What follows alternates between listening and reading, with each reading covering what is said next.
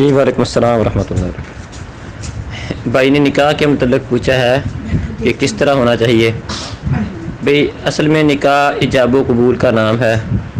لڑکی کا ولی موجود ہو، لڑکی بھی راضی ہو اور لڑکی کا ولی خود اس لڑکی کا نکاح کرے کسی کے ساتھ تو ایجاب و قبول ہو جائے تو وہ نکاح ہو جاتا ہے۔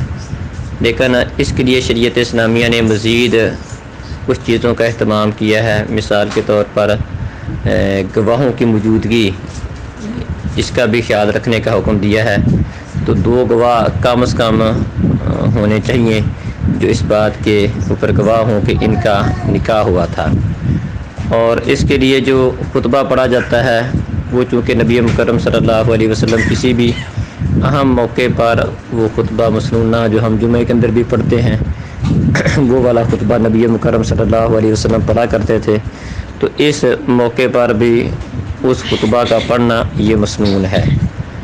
تو حق مہر ہوتا ہے نکاح، لیکن نکاح کے اندر وہ فوری بھی ہو سکتا ہے، بعد بھی ہو سکتا ہے، وہ طے بھی ہو سکتا ہے اور طے کیے بغیر بھی ہو سکتا ہے، وہ اس کی کوئی بھی صورت ہو سکتی ہے۔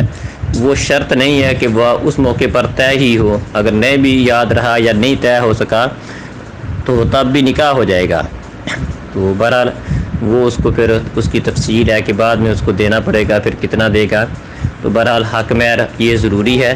اس موقع پر اگر وہ دے دے تو تب بھی ٹھیک ہے، بعد میں دے دے تب بھی ٹھیک ہے۔ اس موقع پر طے کر لیا جائے بہتر ہے۔ اگر یاد بھول جائے یا نہ طے ہو سکے تو بعد میں پھر جتنا باقی اس کی بہنوں وغیرہ کو حق مہر ملا ہے اتنا حق مہر اس کو دینا پڑے گا۔ تو اس کے لیے وہ خطبہ مسنونہ اس کا کسی امام کا، خطیب کا، قاضی کا پڑھنا یہ ضروری نہیں ہے۔ کوئی بھی آدمی خطبہ پڑھ کے پوچھ سکتا ہے کہ بھئی قبول ہے، ٹھیک ہے۔ تو حتیٰ کہ اگر لڑکی کا ولی خود ہی اس کو کہہ دے کہ جی میں نے اپنا بچی کا نکاح آپ سے کیا، گواہ بھی موجود ہیں، وہ کہتا ہے مجھے قبول ہے، تو تب بھی نکاح ہو جائے گا۔ تو نکاح کے لیے مطلب قاضی کا یا کوئی امام خطیب کا ہونا، کسی عالم کا ہونا یہ ضروری نہیں ہے۔ تو باقی رہ گیا جو 3 دفعہ پوچھا جاتا ہے، 3 دفعہ پوچھا جانا بھی ضروری نہیں ہے۔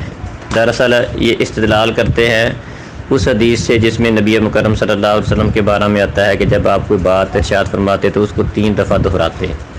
تو لیکن صحیح بخاری کے اندر یہ الفاظ بھی موجود ہیں کہ حتیٰ یفہم عنہ، کہ وہ 3 دفعہ وہ بات کرتے یہاں تک کہ آپ سے وہ بات سمجھ لی جاتی۔ تو وہ اس کی وجہ بیان ہوئی ہے کہ وہ 3 دفعہ بات کرنے کی وجہ یہ ہے کہ اگر آپ محسوس کرتے کہ بات سب کو سنائی نہیں دی یا سمجھ نہیں آئی تو اس مناسبت سے 3 دفعہ بات کرتے، یا بعض اوقات بات کے اندر زور پیدا کرنا مقصود ہوتا ہے، تاکید مقصود ہوتی ہے، توجہ مقصود ہوتی ہے، اس مقصد کے لیے 3 دفعہ بات آپ دہراتے تھے۔ اگر 1 دفعہ کرنے سے وہ بات سمجھ آ گئی ہے اور وہ بات کلیئر ہو گئی ہے تو اس کو 3 دفعہ دہرانے کی ضرورت نہیں ہے۔ بالخصوص نکاح کا معاملہ تو ایسے ہے جس کے متعلق نبی کریم صلی اللہ علیہ وسلم کا فرمان ہے کہ ثلاث جدہن جد و ہزلہن جد۔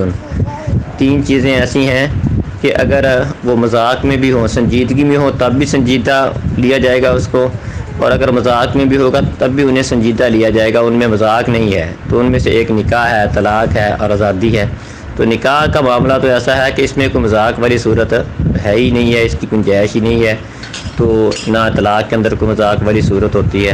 تو اس میں تو اگر کوئی مذاق کے ساتھ بھی ایسا کوئی کہہ دے میں نے اپنی بچی کا، بیٹی کا، بہن کا کیا، تو تب بھی وہ دوسرا کہہ دے مجھے قبول ہے، تب بھی ہو جائے گا۔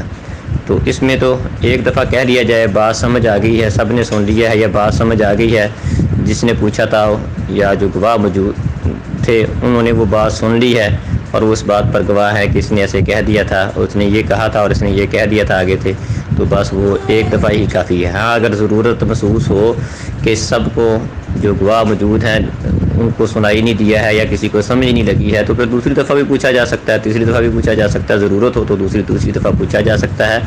تو باقی ویسے دوسری تیسری دفعہ پوچھنا ضروری نہیں۔ باقی جو دستخط وغیرہ ہوتے ہیں وہ دستخط اتنا کرنے سے، ایجاب و قبول کرنے سے نکاح تو ہو جائے گا، وہ ایک قانونی لحاظ سے وہ معاملہ کیا جاتا ہے، اس کو تحریر میں لایا جاتا ہے تاکہ کل کا کوئی مسئلہ نہ ہو۔